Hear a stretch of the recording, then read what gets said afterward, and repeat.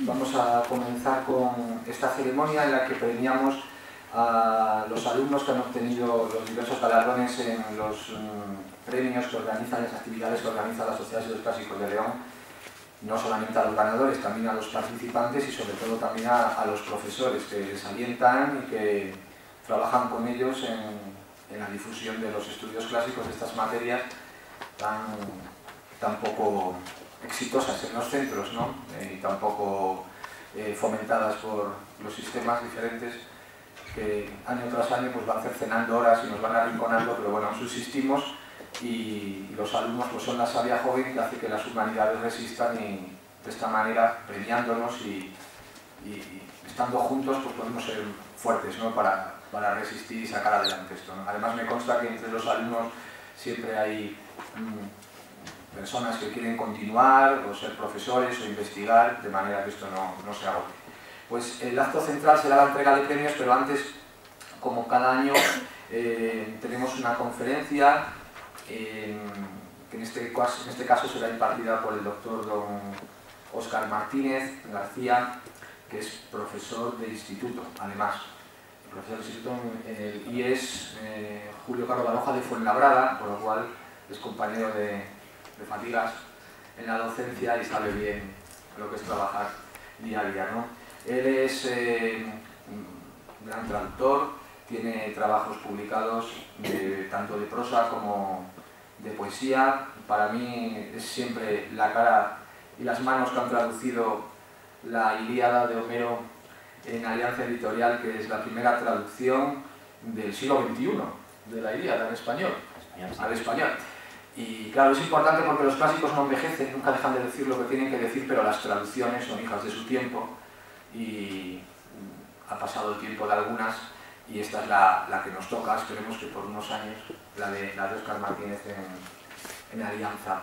Y además ha trabajado también difundiendo los estudios clásicos en publicaciones como National Geographic, donde tiene artículos, ha traducido a Platón, a Plutarco, y ahora mismo es el impulsor de un proyecto muy bonito en una editorial pequeña que se llama Mármara, una colección que se llama El Hilo de Lana, donde se van a publicar pues, traducciones de temas y de autores clásicos para ponerlo a disposición de la mayoría de la gente, ¿no? Que muchas veces desconoce el arsenal de belleza escondida en estos textos y de información útil, ¿no?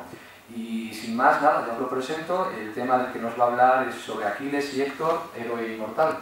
Así que nada, os dejo por este tema.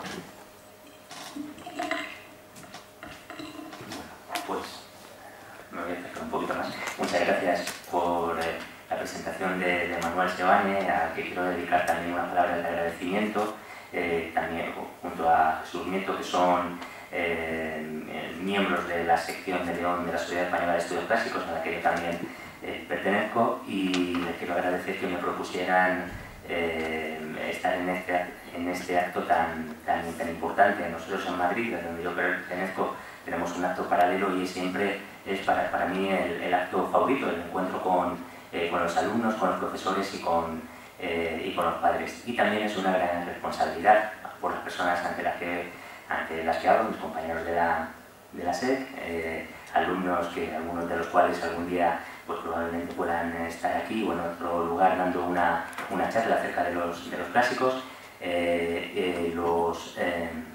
sus profesores que les han animado y muy especialmente también los padres y también familiares más pequeñitos que han venido a apoyar a sus hermanas o hermanos, ¿no? Pues eso, que es también un honor y una responsabilidad, y en el tiempo que tengo por delante intentaré pues, que sea provechoso todo aquello que tengo que decir. Gracias, por lo tanto, por la atención que van a prestar en estos minutos que vienen. Venía yo en el tren pensando que un poco en el título Mortal y Héroe, Aquiles versus Héctor, que puede ser un título un poco sangriento, un poco cenizo, pero yo les prometo que va a acabar con un mensaje bastante esperanzador. En efecto, la Ilíada es un poema de muerte, desde el principio hasta el final. e incluso más allá del final, porque, como bien saben, la historia de Troya acaba con la completa destrucción de la ciudad, que ya está prefigurada en la muerte de uno de sus héroes, que es Héctor, ¿no? La Ilíada, en efecto, que lleva a su máxima expresión la ideología del heroísmo, de la que tanto los griegos como los troyanos, que son las dos bandos en conflicto, participan por igual. En la base de esta ideología se encuentra la cadena que vincula muerte, gloria e inmortalidad. Desde los primeros versos de la Ilíada son la cólera canta diosa de Aquiles, hijos de Peleo, cólera funesta que trajo a los griegos, como era, ya no me acuerdo de la traducción, trajo a los aqueos tantas valerosas, la muerte de valerosas almas de héroes que arrojó al Hades, ¿no? Y hasta el último verso de la Ilíada, en el que se habla de los funerales de Héctor, domador de caballos, y como digo, todavía más allá, con la muerte de Aquiles, que no se produce en la Ilíada, pero todo el mundo sabe que va a morir en breve, pues la muerte está presente. El poema de un vano está protagonizado por héroes que son muy conscientes de que son mortales y de que su destino más glorioso es caer en la batalla, como reflejan las palabras de uno de los héroes homéricos que vamos a ver a continuación.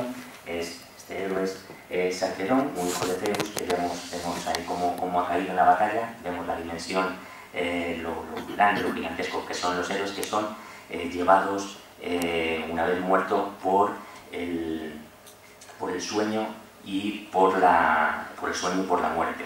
Y dice así: querido amigo, si escapando a esta guerra tú y yo fuéramos a vivir para siempre, sin vejez y sin muerte, ni yo lucharía entre los hombres de la vanguardia, ni tendería a pie a la batalla, gloria de los guerreros.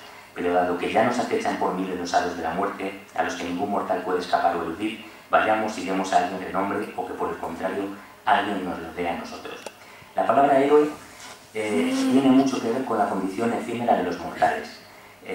Si acudimos a la etimología, que es un ejercicio precioso, los que habéis estudiado griego y latín seguro que habéis encontrado placer en descubrir la esencia de las palabras. El término heros, donde viene hero, héroe en español y en tantos otros idiomas procedentes del latín, parece estar relacionado con jore, la palabra que significa estación, la propia palabra que nosotros tenemos para hora, significa estación, y más concretamente es la estación de la primavera. No en vano Homero presenta a los héroes griegos de esta manera. Leanlo si quieren en el texto 2 de la Óptica que han pasado. Las numerosas bandadas de hombres surgían de las naves y de las tiendas hacia la llanura del Escamandro, y la tierra retumbaba espantosamente al paso de los guerreros y sus caballos. Entonces se detuvieron en la florida pradera del Escamandro incontables, como las hojas y flores que brotan en primavera. Es decir, como unas flores de breve destino que van a ser cortadas de una vez para siempre. Los héroes tienen pues conciencia de la fugacidad de su vida, pero al igual que las estaciones retornan y las flores vuelven a brotar, ellos saben que existe una fórmula para conquistar una suerte de inmortalidad. Conseguir que sus hazañas, en griego se dice clea, conquisten una gloria inextinguible a través de los cantos que van a cantar acerca de ellos los hombres venideros. Tenemos esta imagen, que es un fresco micénico, que me parece de una belleza, me parece muy bello. No sé si está aquí el texto, está en el punto número 3, tienen el texto un poquito más reducido, pero ahí lo que ven es un aero, un cantor, y tocando la lira, y un pájaro gigantesco, que es la encarnación de la propia poesía. Aquí en mitad de la línea, este autor que se llama Dan Nicholson, que tiene un libro que es muy bonito, una lectura muy evocadora, y que se llama El eterno viaje, cómo vivir con Homero, nos dice lo siguiente: de la Grecia micénica nos ha llegado una maravillosa ilustración de la épica. Recortado contra un fondo irregular, quizá un horizonte de montañas escarpadas, un barco, llamémoslo Homero, aparece sentado sobre una roca luminosa y polícroma. Contra el rojo florido de la pared que hay tras él, el color de la sangre viva, aún no secada, el rojo de la vida se halla en la parte más asombrosa de esta imagen, un enorme y pálido pájaro. El pájaro es la encarnación de la propia poesía, que alza el vuelo más grande y más fuerte que el pequeño Homero. Es el ave de la elocuencia, las palabras aladas, epea teroenta, que los héroes homéricos intercambian. Epea comparte raíz con épica, teroenta significa alada, ligera, móvil, etérea y comunicativa. El significado y la belleza despegan de la epopeya de Homero. Bien, entonces Entonces, dentro de este contexto heroico aparece la figura de Aquiles, con unos contornos especialmente trágicos. Por un lado, cada paso que da le aboca irremediablemente a la muerte. Es consciente por él mismo, y así lo eligió en su célebre encrucijada. Ustedes saben que a Aquiles le habían dado dos opciones, que ahora veremos, creo que la tenemos aquí en el texto número 4. La primera era una opción, es decir, o volver a casa y pasar una vida sin ninguna complicación y que le va a garantizar llegar a viejo, o bien buscar la gloria y perecer pronto. Dice así literalmente: mi madre, la diosa Tetis de pies de plata, me dijo que un doble hado me conduce al desenlace de mi muerte. Si continúo aquí, combatiendo en torno a la ciudad de los troyanos, habré perdido mi regreso, pero mi gloria será inextinguible.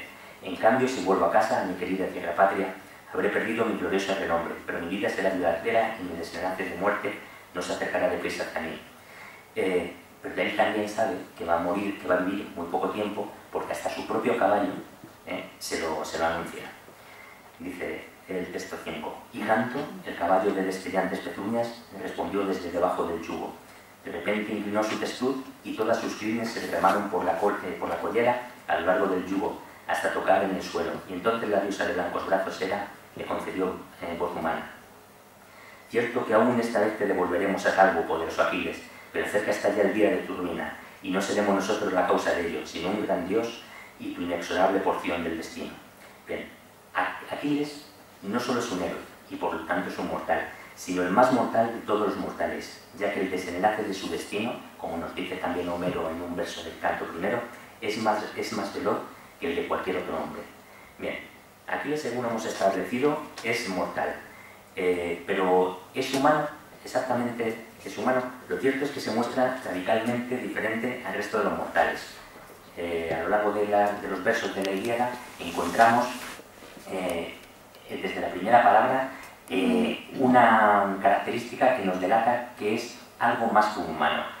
La Ilíada empieza con la palabra menin. Menin significa cólera, ira, y es una palabra que solo se aplica en toda la Ilíada a él y a dioses como Apolo. Ningún otro personaje de la Ilíada posee esa ira de fuerza y de esa intensidad tan sobrehumana. Y como vamos a ver un poquito más adelante, su cólera le lleva a hacer actos no inhumanos, ¿de acuerdo?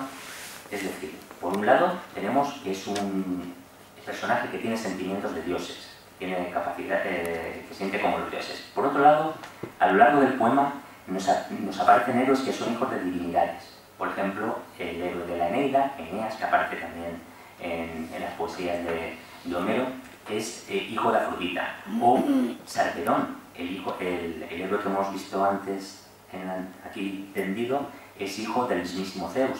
Ni siquiera Zeus es capaz de salvarle de la muerte. Bueno, pues hay más personajes de la Ilíada que tienen una relación con los dioses. Sin embargo, a diferencia de Aquiles, ninguno tiene conversaciones tan largas y tan íntimas como con los dioses. Por ejemplo, sabe por la diosa Tetis, que es su madre, como ya hemos visto antes, de su muerte a través de una profecía. Y además mantiene una relación especial con Zeus. Esto me gusta detenerme porque es bastante trágico para la figura de Aquiles. Aquiles es hijo de una diosa que se llama Tetis y de un mortal que se llama Peleo. Pero podría haber sido hijo de Zeus, me explico.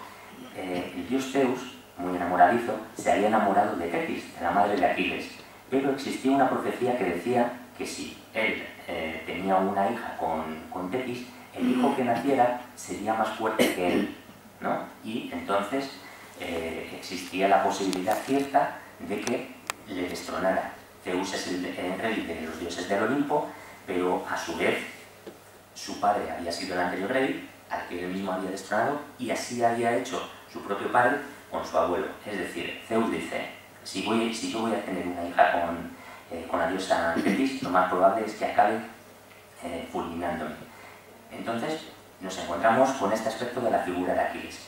Aquiles, que es el personaje más mortal de todos, solo con que no hubiera existido esa profecía, con que Zeus hubiera cometido un desliz de no haberse podido aguantar su amor con Tetis, hubiera sido el dueño del universo, ¿de acuerdo? Entonces este es un aspecto que le da una relevancia especialmente trágica, ¿no? El que podía haber sido el dueño del cosmos se ve reducido a ser el mortal con el destino más breve. Bueno, hay muchos más ejemplos en los que se destaca a Aquiles como un ser que va más allá de lo humano. Pero ahora voy a hacer un inciso. Lo que estamos viendo hasta este momento es la versión homérica de la figura de Aquiles. En esta producción homérica, si hablásemos de películas, las producciones, sabéis que es, dependiendo de las películas actuales, dependiendo de qué productora, pues hacen a los héroes, a los superhéroes con un estilo, más divertidos quizás los de Marvel, quizás los de Batman y Superman son quizá un poquito más oscuros. Es decir, igual pasaba con los poetas antiguos. Aquiles Homero diseñó a Aquiles con unas ciertas características, pero había otros poetas que hacían historias acerca de la guerra de Troya que les daban unas características que eran distintas. Por ejemplo, en Homero no hay trazas de un Aquiles que sea invulnerable en todo su cuerpo, salvo por el talón. No sé si es para ustedes familiar la noticia de que Aquiles todo su cuerpo era invulnerable, es decir, no le podía hacer daño ningún elemento, excepto por el talón, que era el lugar por donde su mamá le había cogido al meterle en una laguna, según unas versiones, en fuego según otras, ¿no? Pues ahí el talón de Aquiles, de ahí viene la famosa expresión del talón de Aquiles. Pues bien, eso no aparece en Homero. Sí que hay una pequeña alusión a este episodio en Homero, porque que dice: a ti el destino te ha reservado morir en batalla a manos de un dios y de un hombre. Eso es lo más cercano que dice Homero acerca del talón de Aquiles. Y aquí hemos elegido una imagen de una cerámica donde el héroe troyano Paris está lanzando su flecha y el dios Apolo está desviando la flecha para que le caiga exactamente, adivinen dónde le va a caer, pues en el talón, lo que le va a traer la muerte a Aquiles, ¿vale? Bien, ¿de dónde proceden entonces estas noticias de que es un héroe vulnerable, etcétera, etcétera? Pues como seguramente bien sepan, aparte de la Ilíada y aparte de la Odisea, hay otros poemas épicos que cuentan el mito de la guerra de Troya.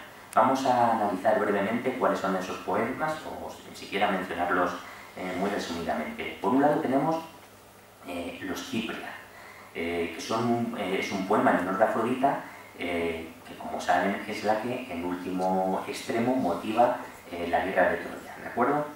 Y lo que se cuenta en las Cipria son los precedentes inmediatos de la guerra de Troya. Después tenemos otro poema que se llama Etiópida, que nos cuenta lo que pasa después de que Aquiles dé muerte a Héctor. ¿Y por qué se llama Etiópida? Se llama Etiópida porque cuando ha muerto Héctor, que es el principal defensor de los troyanos, llaman a las fuerzas auxiliares, para que vengan por un lado las amazonas y por otro lado los príncipes etíopes, que eran bastante fuertes y bastante poderosos. ¿Qué más tenemos? Tenemos la pequeña Ilíada, la Ilia Esparda, que mantiene episodios importantes. Por ejemplo, el de la construcción del caballo de Troya, que no aparece en la Ilíada y que solo aparece como una evocación del pasado en la Odisea. Otro poema más, Leiupersis, que es la caída, la destrucción de Troya, que lo que nos cuenta es el saqueo de Troya a manos de los griegos, que luego lo hizo muy bien y de una forma espectacular Virgilio en su Eneida, en el libro 2 de la Eneida. ¿Qué más poemas tenemos? Los poemas de los regresos de los héroes a casa, de los cuales el más espectacular es la Odisea, que todos conocen, y por decir el último, las posoméricas de Quinto de Esmirna, que nos cuenta lo que hay entre la Ilíada y la Odisea. A diferencia de estas obras, lo que hace tan especial a Homero y lo que nos parece más llamativo es que a Homero todas las cosas fantásticas, milagrosas y románticas que aparecen en estas obras que acabo de citar, en Homero desaparecen. Por ejemplo, no hay en la Ilíada ningún héroe que tenga superpoderes. Ustedes seguro que conocen de linceo, la expresión tener vista de lince. ¿Qué es lo que hacía el linceo? El linceo era un héroe que con solo un vistazo era capaz de visualizar, de tener en su campo de visión todo el Peloponeso, que es de una extensión, pues no sé cómo será el Peloponeso, pero más o menos como la mitad de nuestra península, o más o menos, no lo sé, pero bueno, pero se entiende que es mucho, ¿no? ¿Qué más cuestiones aparecen? Bueno, en la Ilíada no aparecen talismanes. ¿Qué es un talismán? Son personas o cosas con poderes mágicos. Por ejemplo, el Palladium, que era una estatua de Atenea, que hacía que mientras esa estatua de Atenea se mantuviera en su altar en Troya, la ciudad fuera inviolable. Es decir, todas este tipo de cosas fantásticas no aparecen en Homero, pero sí en otros poemas que cuentan la guerra de Troya. Bueno, los centauros no aparecen en algunos poemas.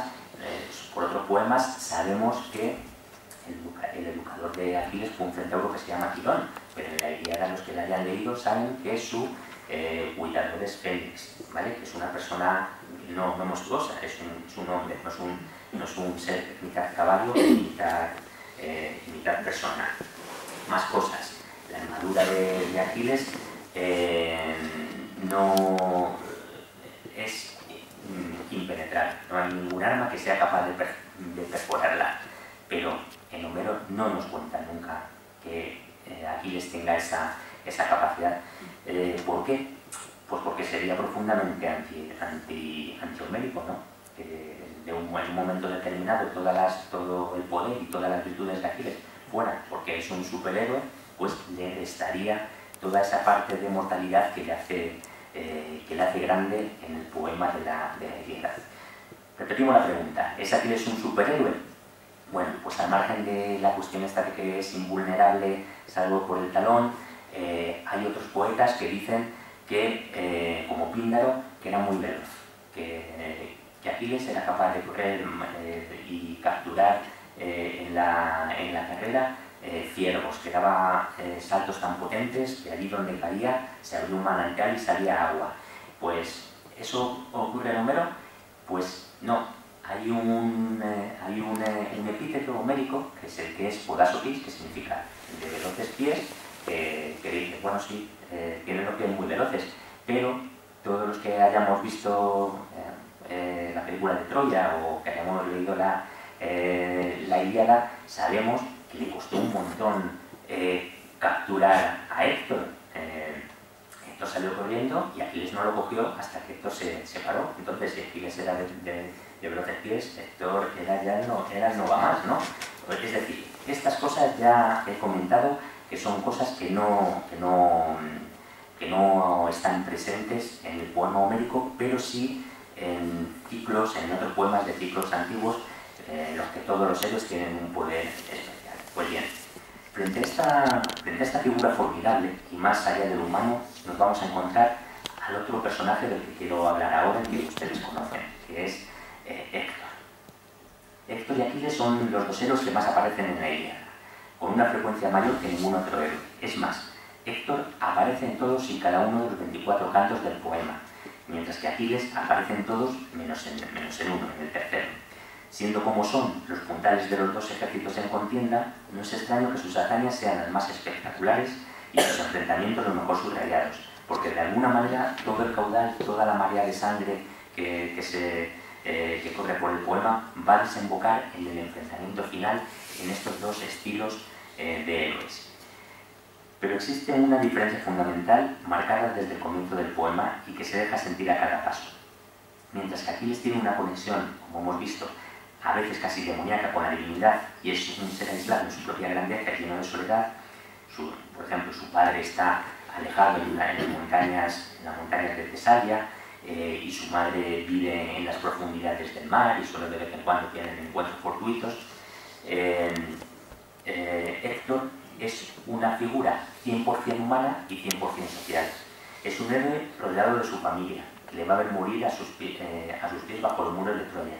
Y es un héroe que tendrá ocasión, como vamos a ver ahora por extenso, de despedirse de su mujer y de su hijo. En esencia, Aquiles es el héroe que responde a las viejas coordenadas heroicas que dejó dichas un estudioso inglés que se llamaba Bowler, que nos decía que el héroe homérico lo que persigue es la búsqueda del honor a través del riesgo. Pero Héctor es otro tipo de héroe, es un héroe más moderno que batalla no solo por su gloria personal, sino también por el bienestar de Troya, por el bienestar de su comunidad. Hasta un cierto punto podemos decir que Héctor es Troya. En un pasaje, en el pasaje que vamos a comentar ahora, se dice literalmente que únicamente Héctor defendía a Ilión. La caída de Héctor está unida indisolublemente a la caída de Troya. Y cualquier oyente de Homero sabía que el destino de Troya era sucumbir a manos de los griegos. La muerte de Héctor no supone solo la muerte del guerrero del bando troyano, sino la muerte de un hijo, es la muerte de un esposo, es la muerte de un hermano, es la muerte de un padre y es la muerte de un miembro de la comunidad. Destruir a Héctor equivale a destruir una ciudad, Troya, que representa todo lo humano de la civilización. Y he aquí el dilema al que sería abocado Héctor, cuando es el único que defiende la ciudad, cuando en aras de su rol público tiene que renunciar al privado. Uno de los momentos más especiales y más altos del poema que antes Manuel me decía que los alumnos de bachillerato tenéis obligación de leer es el canto sexto de la Ilíada. Entonces, pues es un pasaje en el que me voy a detener un poquito más por extenso.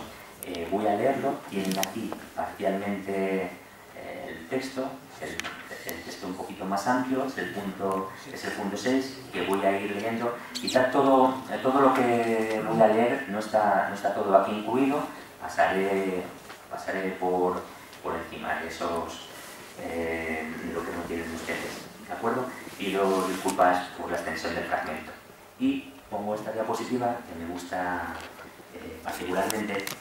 Es un cuadro de Giorgio de Chirico, que es un pintor del siglo XX, medio italiano y medio griego, que tenía estas composiciones con estas atmósferas tan místicas, y este título, y este cuadro se titula Héctor y Andrómaca. Hizo muchas versiones de este cuadro a lo largo de su carrera, y siempre los años en los que dibujaba y volvía sobre este tema eran años bastante particulares, eran años de entreguerras, o bien iba a empezar la Primera Guerra Mundial, o iba a empezar la Segunda, porque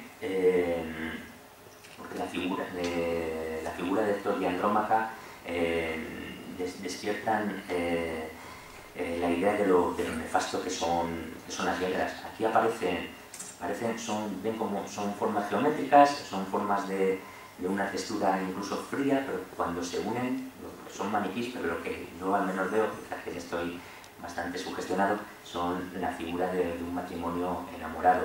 No tienen rasgos faciales, porque yo creo que ahí queda claro que lo que quiere expresar Giorgio de Chirico es que en ese lugar se han visto múltiples matrimonios a lo largo de la historia, cada vez que ha habido una guerra. Sin ir más lejos, en un artículo de Arturo Pérez Reverte de hace un par de años, 3 años, decía que él mismo había vivido no él, sino un compañero suyo que conocía cuando cubría la guerra de los Balcanes, pues que había vivido una experiencia parecida al texto que voy a leer a continuación y al que les invito a acompañarme. Bueno, voy a saltar un poquito el principio para que no resulte excesivamente alto. La cuestión es que los griegos están muy encima de la ciudadela y corre un peligro claro de ser tomada la ciudad, y entonces Héctor va en busca de su mujer y de su hijo, ¿de acuerdo? Y finalmente una despensera le dice, pues les he visto que están por ahí, han ido a suplicar a los dioses que detengan el ímpetu de los enemigos, ¿no? Y bueno, voy a empezar a leer por aquí. La despensera le dijo dónde estaban, y Héctor se precipitó fuera de la casa, recorriendo de vuelta el mismo camino a través de las bien trenzadas calles. cuando tras cruzar la inmensa ciudad llegó a las puertas esceas, por las que pretendía salir al llano. Llegó corriendo a su encuentro su esposa de recalote, Andrómaca, la hija del magnánimo Etión, aquel que habitaba a los pies del boscoso Placo en Teba y Poplacia, ejerciendo su soberanía sobre los guerreros cilicios. De él era la hija que Héctor de Yelmo de Bronce había tomado como esposa. Se acercó pues hasta él y con ella iba su criada, que llevaba en su regazo a la inocente criatura, apenas un recién nacido, el amado Hectórida, semejante a una hermosa estrella, llamaba Escamandrio, pero los demás Astianacte. Astianacte significa defensor de la ciudad y los ciudadanos de Troya llamaban así al hijo por las cualidades que atribuyen a su padre. Pues únicamente Héctor defendía a Ilión. Él, mirando a su hijo, sonrió en silencio y Andrómaca, permaneciendo al pie a su lado, comenzó a verter lágrimas. Tomándolo pues de la mano, lo llamó por su nombre y pronunció estas palabras: desdichado, tu furia te destruirá. No sientes piedad por tu pobre hijo ni por mí, desgraciada, que pronto seré tu viuda, ya que pronto te matarán los aqueos atacándote todos a un tiempo. Mejor sería que me tragara la tierra si te llevo a perder, pues ya no me quedará otro consuelo cuando te enfrentes a tu destino, solo tristeza. Bien, este reproche de Andrómaca, el de la esposa, refleja la tensión de la que antes hablábamos entre el deber del héroe con la familia y el deber con la ciudad, en la lealtad personal frente a la colectiva. Y solo si sale con vida de aquella primera lealtad, solo si sale, si es capaz de proteger a la ciudad del enemigo, va a poder ser capaz de afrontar su segundo deber, el deber que tiene sobre la familia. Dice Andrómaca, continúa: no tengo padre ni soberana madre. A mi padre lo asesinó el divino Aquiles, que arrasó la populosa ciudad de los cilicios, Tébano, de altas puertas. Mató a Etión, pero no lo despojó de sus armas, ya que tal acción le infundía respeto en su ánimo, sino que le hizo quemar con su magnífica armadura y alzó encima un túmulo. A su alrededor las ninfas del monte Jerceus que porta la Elécida plantaron hornos. En cuanto a los 7, bueno, de narra aquí todo lo que ha perdido a manos del enemigo. Bien, y finalmente le dice: Héctor, tú para mí eres mi padre y mi soberana madre y mi hermano, tú eres mi fuerte esposo. Ten pues ahora piedad y quédate aquí en la torre para no dejar huérfano al niño y viuda a tu esposa. Detén al ejército junto a la higuera, allí donde resulta más fácil asaltar la ciudad y la muralla es más flanqueable. Por ahí ya intentaron cruzar en 3 ocasiones los mejores hombres que acompañan a los 2 aliantes, al muy insigne Idomeneo, a los atridas y al vigoroso hijo de Fileo. Sin duda, alguien que conoce bien los vaticinios se lo contó, o puede que haya sido su propio ánimo el que los ha empujado y los guía.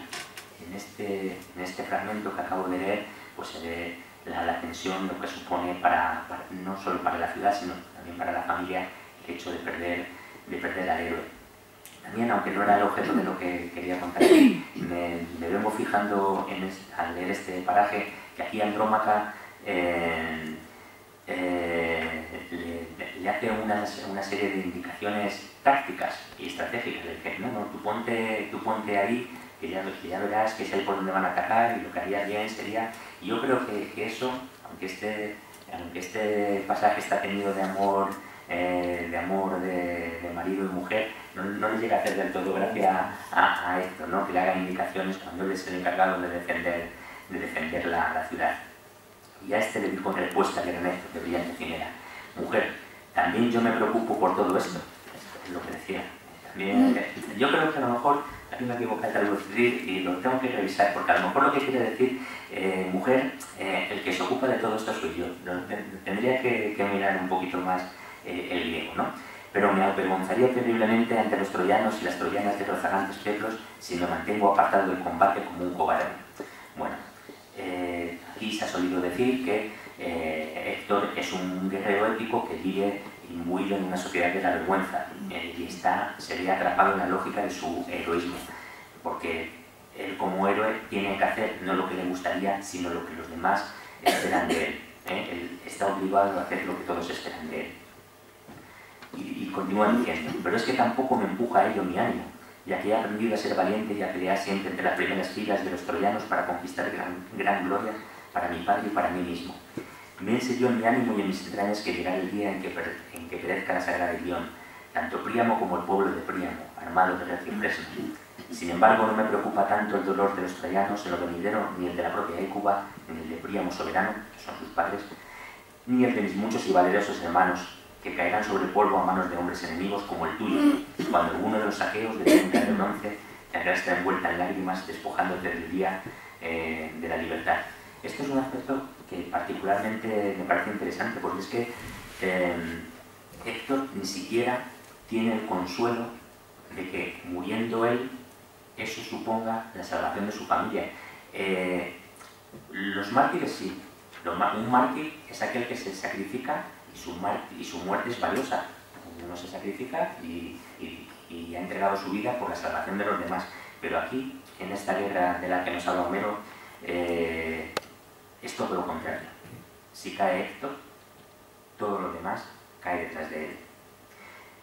Y continúa Héctor diciendo: entonces en Argos atenderás el telar para otra y acarrearás el agua de las fuentes Meseide o Hiperea, obligada a muchas fatigas, y un inexorable destino pesará sobre ti.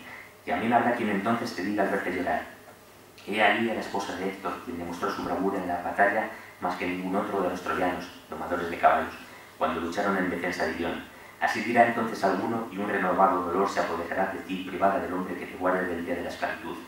Ojalá que muerto me cubra una montaña de tierra antes que escuchar tus gritos mientras te arrastran en cautividad. Dicho lo cual, el glorioso Héctor tendió sus brazos hacia su hijo, pero el niño se echó atrás, buscando refugio en el regazo de su nodriza recién ido tal, llorando de miedo ante la visión de su padre y aterrorizado por el bronce y la quimera de declinado penacho que veía ondear en lo alto del yermo. Esa escena es muy bonita, en la película de Troya yo creo que se refleja bastante bien, e incluso, no lo tengo aquí tachado porque no quería extenderme hablando sobre esto, yo creo que en la película del Padrino, en la segunda parte, en la que hay una escena muy parecida, el Padrino, Michael Corleone de joven, es una película que a lo mejor los más jóvenes todavía no han visto, pero más de mi edad seguro que sí, se encuentra con su mujer y está también el niño en una alfombra roja, y también el niño como le da reparo un poco la figura en la que se va a convertir su padre. Bueno, eso es una cosa que habría que desarrollar, pero bueno, solo lo quería apuntar aquí. Sonrió su querido padre y su soberana madre, y al instante el glorioso Héctor se quitó el yelmo de la cabeza y lo depositó brillante en el suelo. A continuación besó a su hijo querido y lo cogió entre sus brazos, y con súplicas a Zeus y al resto de los mortales dijo: Zeus y el resto de las divinidades, concededme que mi hijo crezca, al igual que yo, distinguido entre los troyanos y tan bueno de fuerza para que Ilión ejerza con vigor su soberanía, de modo que haya quien en alguna ocasión diga: este es mucho más poderoso que su padre, cuando vuelva del combate, que tras matar a un guerrero enemigo traiga sus sangrientos despojos y llene de gozo el corazón de su madre. La verdad es que esto es una gran ironía. Todo el mundo, todos los oyentes de Homero saben que el destino del hijo de Héctor es que el enemigo, el hijo de Aquiles, lo coja y lo arroje desde una torre, y ese hijo jamás va a crecer y jamás van a poder decir de él que fue tan grande como su padre. Eso lo sabe, como digo, todo el mundo, no lo sabe Héctor, y eso es lo que se desarrolló luego en la tragedia y se llama ironía trágica, ¿de acuerdo?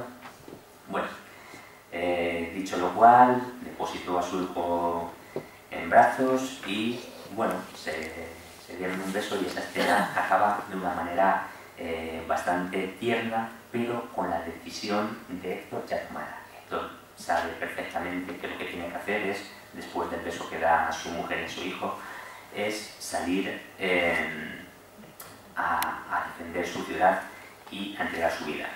Héctor conoce todo lo que cuesta ser héroe. Estoy citando a un estudioso que resume esta escena que acabo de leer. Y está preparado para pagarlo. Y el poeta ha añadido a esta escena tan intensamente humana un emocionante simbolismo del dilema de todo guerrero. El fiel marido puede sacar el valor para luchar por su esposa en la esperanza de que cuando la desgracia haga acto de presencia, ella no estará allí para conocerla. Y para proteger a su hijo pequeño, el amoroso padre debe transformarse en una figura inhumana, revestida de una armadura de bronce que aterroriza al niño, cuya vida va a depender al precio de su muerte. Bueno, la ignorancia de los hombres acerca de los designios de los dioses, a Héctor, hasta un cierto punto, él tenía cierta confianza en que podía salir victorioso, pero esa ignorancia lo hace más humano. Y esa ignorancia es llevada al extremo en el momento de su muerte, cuando echa a correr. Hay un momento determinado, él sale con ímpetu a defender lo suyo, pero cuando ve acercarse a Aquiles espléndido en su nueva armadura, refulgente porque la diosa Atenea lo apoya, y Héctor ve a su enemigo, tiene una reacción muy humana, incomprensible. No llamaríamos heroica la actuación de Héctor, pero desde luego sí que humana y comprensible, que es la de echarse a correr, hasta que llega un momento en el que Héctor se da cuenta que su destino, su vida acaba ahí, se desengaña. Hasta entonces le habían engañado los dioses, había una diosa, Atenea, que le está diciendo con la forma de un hermano suyo: no te preocupes, que entre los dos nos haremos con Aquiles. Pero en ese momento la diosa se desvanece y Héctor comprende que ha sido engañado y dice, no quiero utilizar esta expresión tan castiza, pero la voy a utilizar, dice, de perdidos a él. O sea, ya lo único que me queda es enfrentarme a él y dar gloria, y que los hombres canten mi gloria, ¿no? Bien, y aquí, en este enfrentamiento de dos héroes que son tan distintos, pero que se encuentran los dos en ese mismo punto de la escena, perdidos en las contradicciones de su propia existencia, en este punto es donde creo que está una de las claves de la Ilíada. En mi opinión, la Ilíada es lo que nos cuenta, es un viaje de Aquiles hacia la humanidad. Ya he hablado antes de que Aquiles es un ser que está por encima de lo humano, va más allá de lo humano, pero en este mismo instante va a cometer un acto abominable, y además lo va a cometer sobre el más humano de todos los héroes, ¿no? Si Héctor es el héroe con el que más empatizamos en su propia humanidad, no podemos sino mirar a Aquiles como el menos humano. Tras la muerte de Patroclo, Aquiles ha ido perdiendo todo el rasgo de humanidad. Patroclo es un compañero de Aquiles al que ha dado muerte a Héctor, y por eso Aquiles tiene tanta rabia contra Héctor, ¿vale? En este momento de matar o morir, Héctor ofrece a Aquiles un pacto que éste no dudará en rechazar crudamente. Héctor, cuando va a morir a manos de Aquiles, le dice lo siguiente: invoquemos a los dioses, que ellos serán los mejores testigos y guardianes de nuestros pactos. Yo no profanaré despiadadamente tu cuerpo en el caso de que Zeus me conceda la fuerza para arrancarte la vida, sino que cuando te haya despojado de tu gloriosa armadura, entregaré tu cadáver de vuelta a los aqueos, y eso mismo habrás de hacer también tú. Pero Aquiles le va a contestar lo siguiente: Héctor, no me hables de pactos, maldito, pues al igual que son posibles los juramentos leales entre los hombres, pues al igual que no son posibles los juramentos leales entre los hombres y los leones, ni existe un ánimo de concordia entre los lobos y los corderos, sino que se odian sin reserva unos a otros, tampoco es posible que no haya amistad entre tú y yo, ni que haya pacto alguno entre nosotros, hasta que uno de los dos nos caiga y saque de sangre a Ares, el guerrero de escudo de cuero. No es casualidad que en el mismo momento en que Aquiles rechaza los principios básicos no solo de los códigos entre los guerreros, entre la gente enemiga, sino también entre humanos, el héroe griego se presente ante su adversario diciendo que es un lobo y un león. El contraste entre la furia obsesiva y carnicera que empuja a Aquiles a la acción contrasta fieramente con la responsabilidad y contención que mueven a Héctor a luchar en defensa de su familia y de su patria. El desenlace del duelo es bien sabido, y cuando el príncipe troyano le suplica a su enemigo que no permita que los perros lo devoren junto a las naves de los aqueos, Aquiles ya ha perdido cualquier atributo que le haga reconocible como ser humano. Vemos aquí en esta imagen lo que va a hacer y decir Aquiles a Héctor. Le dice lo siguiente, los que pueden leer ahí: no implores por mis rodillas ni por mis padres perro, ojalá que mi furia y mi ánimo me empujaran a despedazarte y comerme cruda tu carne por lo que has hecho. No, nadie hay que pueda apartar los perros de tu cabeza, ni aunque trajeran un rescate y lo que serán 10 y hasta 20 veces o incluso más, en mi presencia, ni aun cuando el Dardán y la Príamo ordenara el pago de tu peso en oro, ni aun así tu soberana madre podrá echarte en un lecho para llorar al hijo que ella misma dio a luz, sino que los perros y las aves te desgarrarán por entero. Y hace que lo hace. No solo lo dice, sino que horada sus tendones, lo ata a un carro y empieza a darle vueltas, lo deja a la intemperie, presa de las aves y de los chacales, de los perros. Bien, pues bueno, todo esto además lo hace ante la mirada desgarrada de su madre y de su familia, de su padre y de sus hermanos. Y la Ilíada podría haber concluido aquí, el enfrentamiento del héroe atacante con el héroe defensor, y gana uno. Pues aquí podría haber acabado la Ilíada. Pero Homero, en cambio, lo que nos ha brindado es una memorable escena final en la que el padre de Héctor, el viejo rey Príamo, va a acudir a través de la noche y del campamento enemigo a besar las manos del asesino de su hijo y a suplicarle que le devuelva a su hijo para que le puedan enterrar y dar las honras fúnebres. Y es lo que tenemos aquí, esta escena. Ven ahí al anciano Príamo agarrándose a las rodillas y suplicando a Aquiles que le devuelva a su hijo Héctor, que yace tendido con su cuerpo, con su dimensión heroica, y el viejo Príamo le dice: por él he venido ahora a las naves de los aqueos, con la intención de rescatarlo de tus manos, y para ello te traigo inmensos rescates. Pero respeta a los dioses, Aquiles, y compadécete de mí, trayendo a la memoria a tu padre. Yo soy incluso más digno de compasión que él, pues me atreví a lo que jamás se atrevió ningún otro mortal sobre la tierra, acercar a mi boca la mano del asesino de mi hijo. Bien. Al final de esta escena, no solo el cuerpo sin vida de Héctor será restituido a su patria, donde recibirá los tributos fúnebres debidos, sino que también Aquiles, en su toma de conciencia del sufrimiento, le será restituida su condición humana. Es decir, cuando Aquiles mira a los ojos del viejo rey Príamo, el héroe es capaz de reconocerse a sí mismo. En la cara, en los gestos, ve su propio reflejo que recuerda a su padre, y entonces se ve, y lo que ve no es una bestia ni un dios, sino un ser que ha dejado de ser inhumano y ya es completamente humano de nuevo. Bien, un maestro de helenistas españoles que supongo que conocerán muchos de aquí, Carlos García Gual, ha dejado dicho del siguiente modo su visión de este canto. Y no la tienen en la hojita que he repartido, si la tienen ahí, pues sí, espero que en una letra lo suficientemente grande para que se pueda leer. Sin el último canto de la Ilíada, nuestra visión del destino de Héctor y la del mismo Aquiles sería muy distinta. El encuentro del viejo Príamo y el sanguinario hijo de Tetis ofrece una nueva perspectiva, no solo sobre la humanidad de ambos héroes, sino también sobre la misma concepción de la epopeya. La épica avanza en una dimensión trágica, ahondando en la psicología de los héroes, y abre el camino a un humanismo de amplio horizonte. La gloria de los héroes va unida a su destreza guerrera, al coraje y la audacia de una contienda homicida y al fulgor de las armas de bronce, pero también al sufrimiento y a violentas pasiones, cólera, orgullo, amor, angustias y anhelos de venganza. Y todo ello se despliega en esas escenas, a veces tópicas, a veces singulares, pero en esa última y sorprendente, en la tienda de Aquiles, por encima del rumor de la guerra, la desesperada, advertimos algo más: el triunfo de la compasión. Por encima del odio y la venganza jurada se impone la visión del enemigo como un ser humano, y en la imagen del otro se refleja la imagen de un ser querido entrañado en su nobleza y su dolor. Ambos reyes, el viejo troyano y el joven aqueo, sollozan juntos y se observan con una extraña admiración, y luego comparten la comida en silencio, mientras cae la noche y el cuerpo de Héctor está tendido entre los ropajes del féretro, como si por encima de la guerra y la sangre persistiera un cierto sentido humano.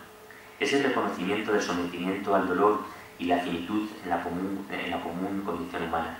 Esta muestra de la victoria, acaso momentánea y efímera, del humanismo sobre la crueldad y la destrucción es sin duda invención del gran poeta Homero. Es decir, la Ilíada es una lección de humanidad, es la misma lección de humanidad que todos los clásicos griegos y latinos nos han venido transmitiendo desde hace 3000 años, y que nosotros, los estudiosos, los que nos hemos acercado a las lenguas clásicas, estamos, yo creo, en la obligación de defender, transmitir y perpetuar.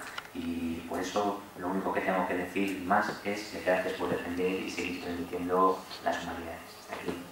Bien.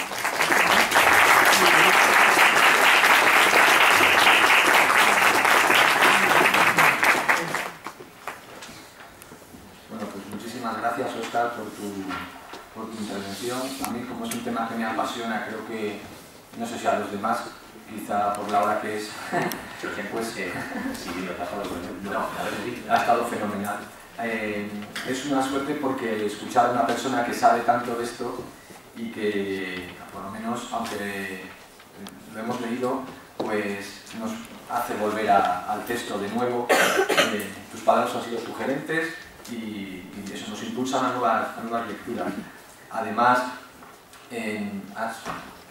has dejado, como siempre, pues, con muchísima claridad el mensaje más claro de la Ilíada y de las humanidades, que es ese giro hacia lo que tenemos de común todos, y ese final en la compasión del canto 24, que es un colofón espectacular a la obra. No sé si alguien quiere hacer alguna sugerencia, alguna pregunta, alguna precisión a Óscar, y abrimos un pequeño espacio al diálogo, que estaría muy bien, ¿no? Porque los alumnos de segundo de bachillerato se han leído el libro sexto y me imagino que alguna duda tendrán, ¿no? ¿No? Claudia, ¿no nos dices nada? Esto lo leemos en clase y le damos mucha caña a este canto sexto. Y vemos ahí como cuando se quita el yelmo a Aquiles, de alguna manera dejarlo en tierra, parece como que está enterrando ya su destino, ¿no? la vida del niño, o la tragedia de Héctor en el canto sexto, pero no es menor la de Aquiles también, ¿no? Que sabe que su destino es morir, sí. Y el destino de una ciudad como Troya, en el campo de batalla, ¿no? Tan terrible el contraste entre Troya, domadores de caballos, ¿no? Como ejemplo último de civilización, frente a los bestiajos de los griegos, ¿no? Porque Homero no parece tomar partido, claro, ¿no? Por ningún bando, ¿no? Simplemente nos habla de seres humanos que pierden. Incluso muestra cierta simpatía hacia los derrotados. Hacia los derrotados, ¿verdad? ¿Alguna pregunta? ¿Alguna precisión? ¿Nada más? Bueno, pues nada. Muchas gracias, Óscar. Ha sido un enorme placer haberte escuchado, aprendemos mucho y nos has dejado, pues, muchísimas cosas para continuar leyendo. Y vamos a continuar nosotros con la segunda parte, que es la entrega de premios. De los premios de la SEC de León de este 2019. En primer lugar, del certamen Ciceronianum, el ganador para esta sección, la ganadora, Claudia Álvarez Pisonero, de IES Ordoño II de León. Sale aquí la persona.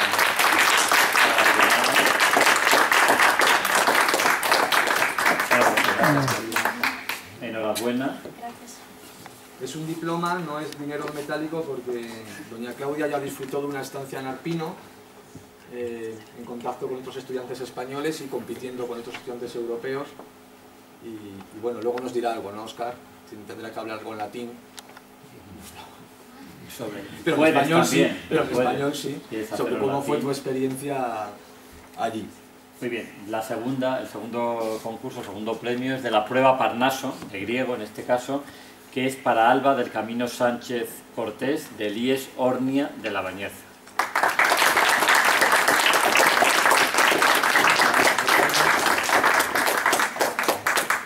Muy bien. Alba no pudo ir al premio a Grecia porque en este caso es un ganador nacional, no es autonómico, como la suerte que tenemos con el Ciceroniano.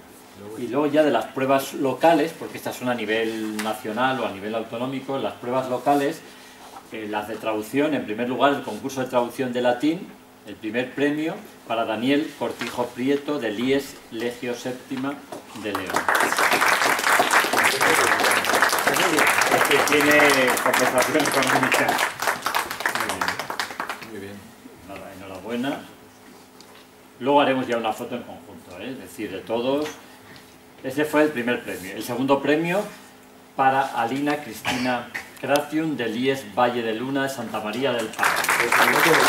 Aquí ya es lote del destino. Primer premio en metálico. Enhorabuena.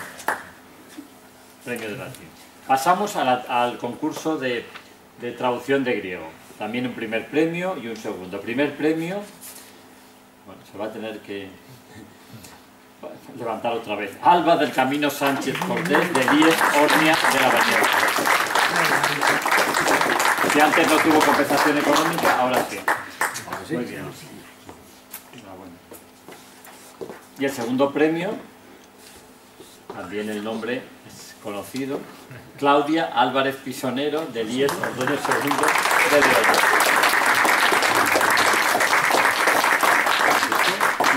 Y nota de libros.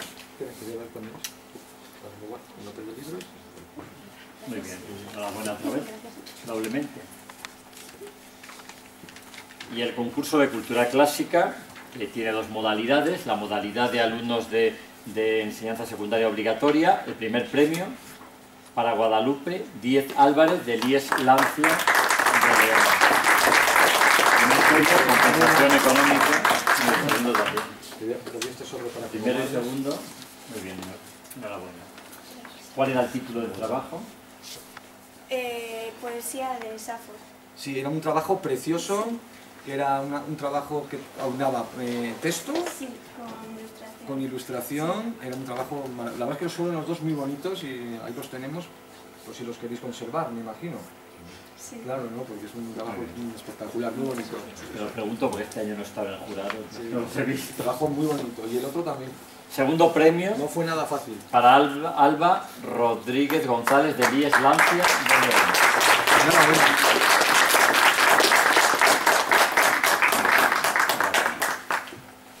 Y ahora, sintiéndolo mucho, la modalidad alumnos de bachillerato ha quedado desierto. Entonces no podemos aplaudir, ni dar la enhorabuena, ni dar la compensación tampoco. Bueno, pues enhorabuena a todos, ¿no? Porque Sí. esto... Ha sido una suerte. Hemos tenido este año, como siempre, los concursos de traducción, a pesar de su dificultad, Sí. gozan de muy buena salud. Vienen muchos alumnos al de latín y al de griego. Al certamen ciceroniano también hubo bastantes, se presentaron bastantes chicos, no así al Parnaso, porque el segundo de bachillerato vive en un estrés continuo y no se puede perder. O sea, hay que valorar muchísimo Sí. que se presenten a los concursos. El de cultura clásica este año pues ha tenido menos, se han presentado menos trabajos, pero de una calidad muy alta, buenísimos. Tenemos dos modalidades, una para eso, otra para bachillerato. De bachillerato no ha habido ninguno, pero los dos ganadores ha sido muy difícil, a mí me consta. Por el jurado.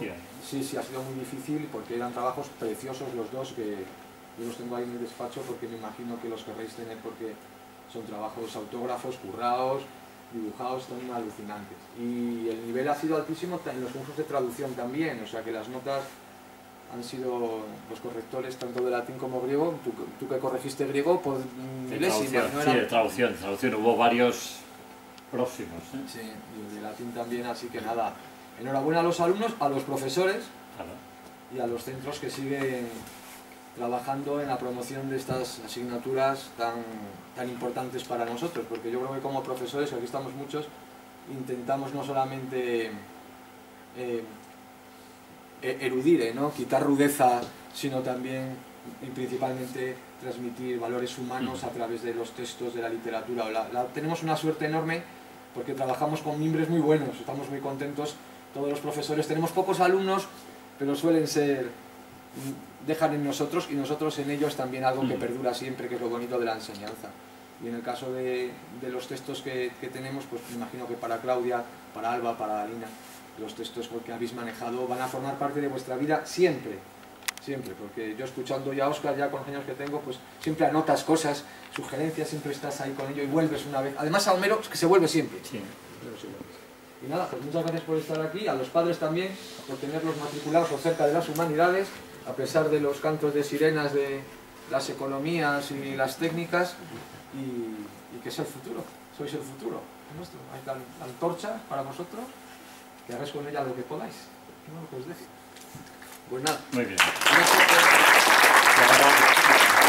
Todos los premiados que se acerquen aquí, por favor, los premiados, para hacer una foto de...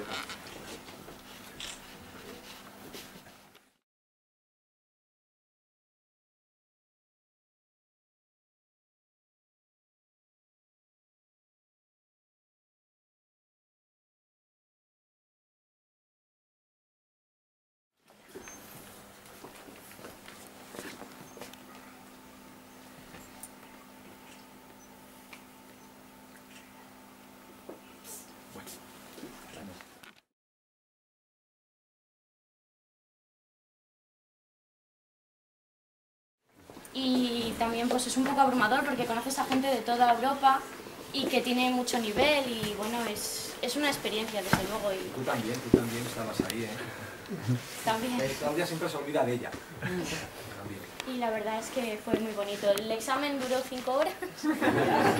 Eso es lo que menos te gustó, Alma. Sí, pero no, y el pueblo es muy bonito y la gente, la verdad es que genial. Así que la verdad es que fue genial. No se ve uno como un friki que hace latín, mira, en el instituto hay uno que hace latín y griego, ¿no? Estás con gente que estudia Bueno, allí humanidades. conoces a muchos más frikis, pero mucho más, entonces bueno. ¿Qué visitasteis? Bueno, vimos Arpino, el pueblo en el que estuvimos casi ni lo vimos porque nos instalábamos en otro pueblo que estaba cerquita y la verdad es que muy bonito. Y también vimos el monasterio, se me ha olvidado, el de Montecalcí, eso. Se alojaron en la localidad de Veroli, que es un pueblo pequeñito, que para los de León pues tiene cierta importancia porque allí un cardenal de la familia Quiñones, de los Quiñones, pues hizo un palacio y tiene un edificio muy bonito y una fuente. Y bueno, me imagino que habrás establecido amistades. Y seguimos en contacto, sí. En latino. No. Y muy bien, la verdad. Y luego he conocido a gente que va a estudiar la misma carrera que yo, entonces bueno, ha sido bonito. Sí, enriquecedor, ¿no? ¿Tu paso por el latín y el griego cómo lo valoras? ¿Acertaste? Sí, ¿Es un momento yo de creo que sí. decisión? Acerté. Eso ya lo tienes para siempre. Muchas gracias.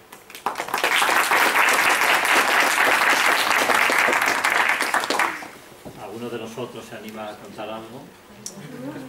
Alina, cuéntanos algo. El valor que has visto, que ahora que ya habéis acabado estos estudios y esto os va a quedar algún recuerdo. Pues tienes que contarnos algo, como una chica de Rumanía, con ese nombre además Rumanía, tan romano, ¿verdad? Pues has acabado en esto. Bueno, vinimos a España con 2 años. ¿Con 2 años? Nada más. Nada, filosofía. ¿Y en tu casa qué te dicen? Que como mal tribal. ¿Para qué? Es el para qué, pero vamos, ¿para qué?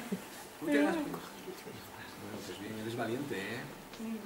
Lo tienes claro. O sea, que tuviste filosofía en segundo de bachillerato en tu instituto. No, tuve arte.